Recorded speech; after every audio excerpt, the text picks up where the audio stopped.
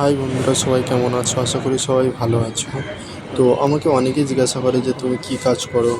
তো আমি actually laptop, desktop, CCTV, printers, এগুলো নেটওয়ার্কিং, এগুলো সার্ভিস এবং সেলসের কাজ করে থাকি। সার্ভিস, রিপেয়ারিং, এগুলো করে থাকি। তো আজকের আমার একটি মুম্বাই থেকে কল এসেছিল। কলটি ছিল কলকাতার মধ্যেই বিজনেস সিরিজের ল্যাপটপ রয়েছে, তার কিবোর্ডটি রিপ্লেসমেন্ট করাতে হবে।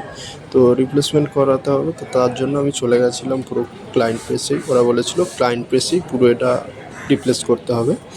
তো সেটার জন্য আমি চলে গেছি। আগে থেকেই আমার কিবোর্ডটি খোলা হয়ে গেছিলো, পুরনো যেটি ছিল প্রবলেম, তো সেটা আমার খোলা হয়ে গেছিলো। তো আমার পাশে যে দাদাটা ছিল ওনার জন্য ভিডিওটি করা পসিবল হয়েছে।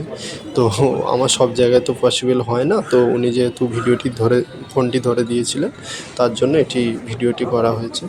তো আমার অলরেডি কিবোর্ডটি ফিটিংস করে কিবোর্ডটি সোল্ডারিং করে লাগিয়ে নিয়েছি। তারপরে একে একে মাদারবোর্ডের সাথে যত আনুষঙ্গিক spare part, hard drive, SSD যা কিছু ছিল সব আস্তে আস্তে লাগিয়ে নিচ্ছি। এক এক করে সুন্দরভাবে প্রত্যেকটা স্ক্রু লাগিয়ে নিতে হবে। তো তার জন্য সব লাগিয়ে নিয়েছি। তো এবার লাগিয়ে নেওয়ার পরে একবার আমি এটা টেস্ট করব। ব্যাটারিটা আমি কানেক্ট করে দিয়েছি। তো এবারে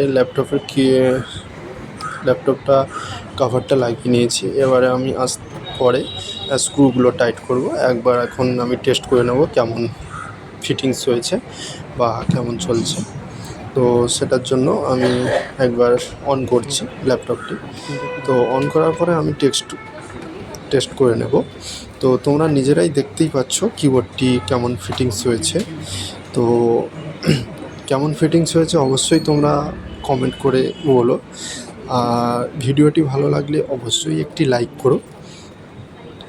এই পুরনো কিবোর্ডটি আমি পাশে রেখে দিয়েছিলাম, নতুন কিবোর্ডটি ফিটিংস হয়ে গেছে, প্রায় আমার কাজ কমপ্লিট। তো তোমরা দেখতেই পাচ্ছ কিবোর্ডটি কেমন ফিটিংস হয়েছে।